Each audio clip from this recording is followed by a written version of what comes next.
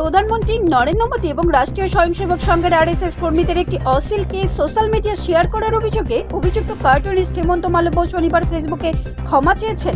Supreme কোর্টের নির্দেশ অনুসারে সোশ্যাল মিডিয়া প্ল্যাটফর্মে ক্ষমা চেয়েছেন বলে তিনি জানিয়েছেন, 1 মে 2025 তারিখে প্রকাশিত আমার ফেসবুক পোস্টের জন্য আমি গভীরভাবে দুঃখিত। আমি সম্মানের সাথে মাননীয় সুপ্রিম কোর্টের সামনে বলছি যে আমি কখনো কোনো সম্প্রদায়, বর্ণ, ধর্মের অনুভূতিতে আঘাত করার, কোনো দল বা ব্যক্তির অপমান করার ইচ্ছা করেনি। কার্টুনিস্ট লিখেছেন, তিনি কখনো কোনো জনসাধারণের ব্যক্তিত্ব, সংগঠন এবং সম্প্রদায়কে তার পোস্টের মাধ্যমে অসম্মান করার ইচ্ছা করেনি। তিনি আরও বলেন, শহরের আইনজীবী এবং আরএসএস কর্মী বিনয় যোশী দায়ের করা অভিযোগের ভিত্তিতে মে মাসে লাসুদিয়া থানার মালব্যের বিরুদ্ধে একটি মামলা দায়ের করা হয়েছিল। হিন্দুদের ধর্মীয় অনুভূতিতে আঘাত করা এবং সাম্প্রদায়িক সম্প্রীতি নষ্ট করার অভিযোগে তার বিরুদ্ধে অভিযোগ দায়ের করা হয়েছিল।